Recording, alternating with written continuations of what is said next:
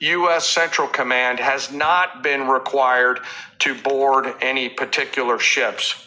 And I'll remind you that we are also conducting similar maritime interdiction actions and activities in the Pacific AOR against those ships that left that area before we began the blockade.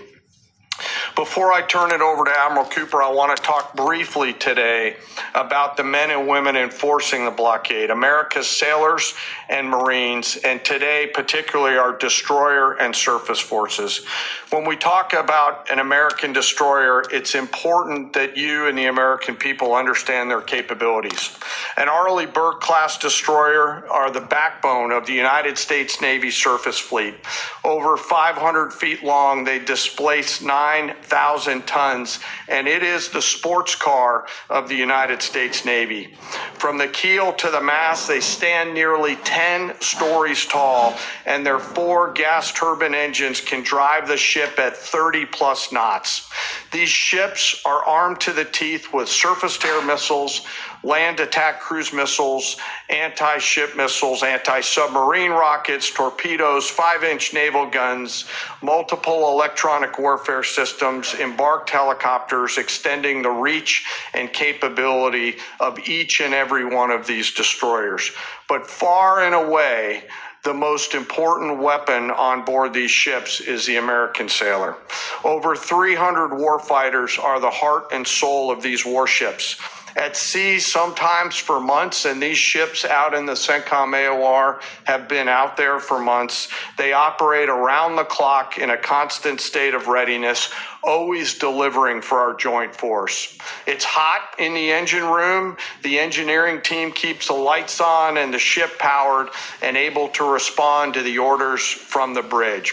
On that bridge, our sailors maintain a constant watch, maneuvering the ship tactically and safely through always congested water space. And there is a lot out there. It is like driving a sports car through a supermarket parking lot on a payday weekend with thousands of kids in that parking lot as you attempt to maneuver through there to get to that ship that would attempt to run that blockade.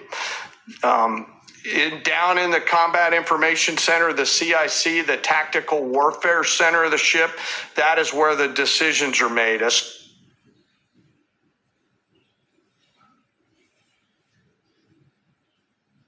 And they always deliver.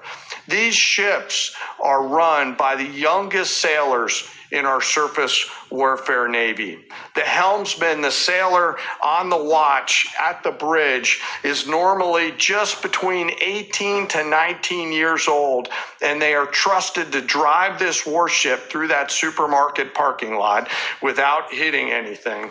The conning officer, an equally young commissioned officer who's normally just a few years out of college, is the ones that are giving that young helmsman the orders on where to take that American warship to execute the mission that the Secretary and the President has given us. These are incredibly well-trained sailors. They are led by incredible leaders, salty, experienced leaders, and trusted with deep responsibility. And I'm so humbled and proud of America's Navy. These sailors choose to take the road less traveled to go into the historic surface Navy, and they deliver every single day. Finally, as I often do, I want to highlight one of those surface sailors today and remember our fallen. Today, we remember Ensign Robert Thompson of the U.S. Laffey, who died on this day in 1945 in the Battle of Okinawa.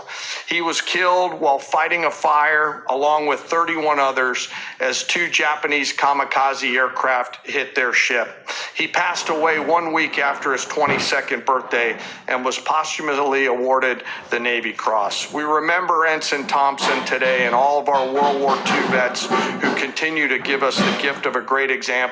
And those surface warfare sailors who are out there doing the job right now take the courage, grit, and determination that those World War II vets gave us into these actions and activities that they're tasked to do every single day. So now I'd like to turn it over to Admiral Cooper to give us a readout of his recent trip to the region. Well, good morning, and Mr. Secretary, thank you for the kind invitation. And Chairman, great to join you. It's a real honor to be here representing the more than 50,000 American service members deployed throughout the Middle East today, supporting operations. And it's great to have the opportunity to highlight the tremendous efforts our warfighters operating forward and the important partnerships with regional allies that continue to thrive. In fact, yesterday I returned from my second trip to the Middle East in the past 15 days.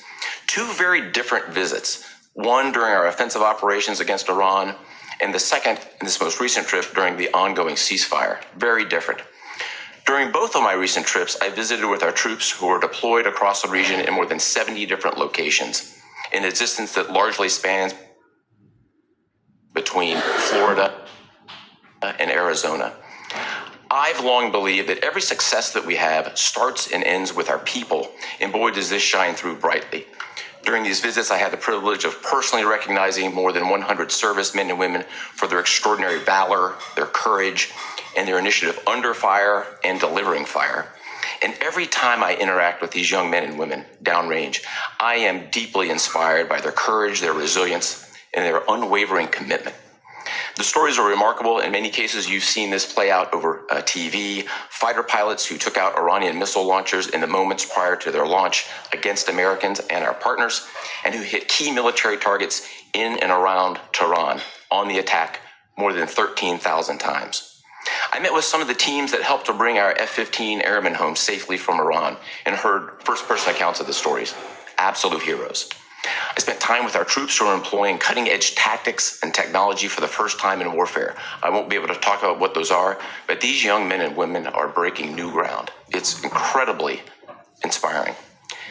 I met with teams who launched our own one-way attack drones into Iran. These were originally Iranian-designed drones. We brought them back to America, took the guts out, put a made American stamp on them, and fired them right back to Iran. Very effective. I met with teams who are employing AI every single day to help us sift through vast amounts of information to help us make decisions faster. And importantly, humans are always in the loop in this process. I met with our Space Force teams and our cyber specialists, whose work cannot be discussed, but who serve with indispensable impact. I met with our logisticians and sustainers all over the region. There is just no military that executes logistics like the U.S. military. This group is doing exceptional work, moving thousands of tons every single day. I met with our air defenders who shot down Iranian ballistic missiles. My message for this group in particular is that their actions most certainly saved thousands of lives across the Middle East during Epic Fury. And all told, my personal assessment is, after these couple of trips, is our troops are highly motivated, they're focused, they're vigilant, and they're ready. And they're using this time to do a couple of things. We're rearming, we're retooling, and we're adjusting our tactics, techniques, and procedures. There's no military in the world that adjusts like we do, and that's exactly what we're doing right now during the ceasefire. A little note about partners. My discussion with regional allies and partners, both at the senior civilian level and the senior military level, reinforced our shared commitment to regional security. But beyond that, having now fought together side by side, I assess that our military partnerships are stronger than ever as we continue to maintain a very active defense posture across the region during this ceasefire. And that posture stretches across the entire Arabian Peninsula, and it runs from northern Iraq all the way down into the northern Arabian Gulf. In creating the largest air defense umbrella in the world across the Middle East, we embedded specially trained U.S. military air defenders alongside our partner nation soldiers, side by side, literally side by side. And to give you a sense of their contribution and impact, the King and Crown Prince of Bahrain both personally knew our soldiers by name. These leaders expressed appreciation for our service member who continue to stand shoulder to shoulder with our partners in support of regional defense. And this is a sentiment that is widely shared across every Gulf ally. I heard this message over and over again, which is, we stand with you. As the Secretary and the Chairman have said, Bahrain, UAE, Saudi Arabia, Qatar, Kuwait, and Jordan have been exceptional teammates. I had a chance to meet with both their senior leadership as well as their troops. Boy, equally inspiring and their own country is inspiring. And there's been no better teammate than Israel. Together, the four best air forces in the world, the Israeli Air Force, the U.S. Air Force, and the air forces of the U.S. Navy and U.S. Marine Corps, together met and exceeded our own military objectives over and over again. Twice in the past 2 weeks, I've met with the Israeli Chief of Defense to ensure that we remain closely aligned, and we do. And then finally, let me just close by saluting the brave men and women who are in uniform and who continue to answer the call with unrivaled lethality, great teamwork, and resolve. We've asked them to stay ready during this period, and that's exactly what they're doing. I couldn't be prouder, and I know that you and the American people share in that same pride. Thank you so much. All right, we'll take a few questions. Go ahead. Thank you. Alexandra Ingersoll, One American News. How is the Iranians' decimated command and control affecting the ceasefire at this juncture? Ergo, how are we enforcing